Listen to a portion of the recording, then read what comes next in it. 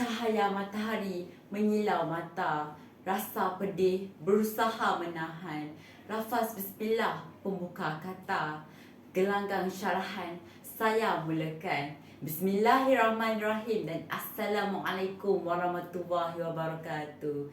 Yang saya hormati barisan panel hakim yang arif lagi adil, penjaga masa yang peka dengan tugasnya. Seterusnya, hadirin hadirat yang dirahmati Allah Subhanahu Wa Taala, di hari yang bahagia ini ingin saya sampaikan syarahan bertajuk Rasuah Punca Kehancuran Perpaduan Ummah. Sebelum saya memulakan hujah saya pada hari ini, izinkan saya terlebih dahulu memberikan definisi tentang tajuk kita pada hari ini. Menurut Suruhanjaya Pencegahan Rasuah Malaysia SPRM, rasuah memberi makna penerimaan atau pemberian suapan sebagai upah atau dorongan untuk seseorang individu kerana melakukan atau tidak melakukan suatu perbuatan yang berkaitan dengan tugas rasmi. Suapan terdiri daripada wang, hadiah, bonus, undi, upah dan pelbagai lagi. Manakala frasa punca kehancuran pula membawa maksud sebab atau pangkal kepada kebinasaan, dan sementara itu perpaduan ummah bermaksud permufakatan antara umat. Sidang hadirin yang dirahmati sekalian, wacana fikrah saya yang pertama ialah perasuah adalah sebab mengapa umat kita berpecah belah, kerana mereka lah yang menggoda dan menghasut penerima, manakala penerima itu tidak sedar bahawa barang atau segala yang diterima itu adalah haram dan salah di sisi agama.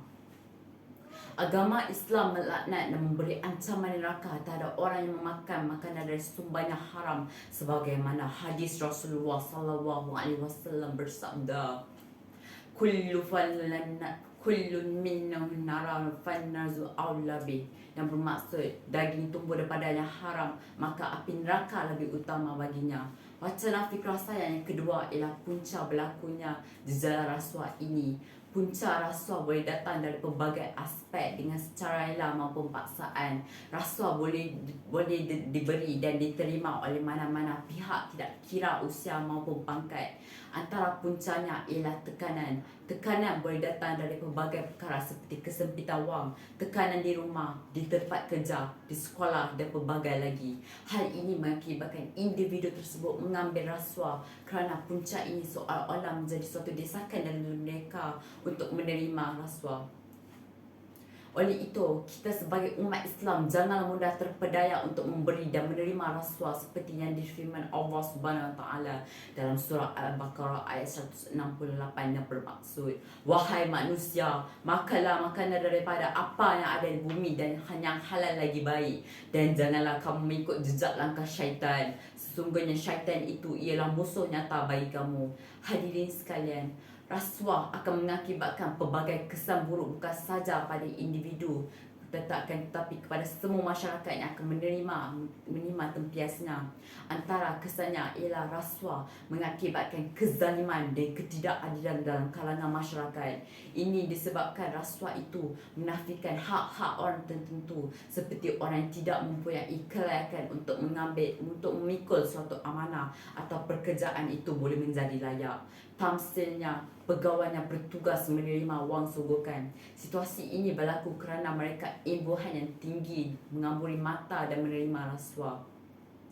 Bak kata peribahasa Melayu, harapkan pagar yang memakan padi, di mana seorang yang kita berikan amanah telah mengkhianati tanggungjawabnya dalam melakukan amanah tersebut. Rasulullah SAW juga memberi peringatan kepada umatnya bahawa hilang sifat amanah dalam masyarakat merupakan tanda-tanda kecil berlakunya hari kiamat.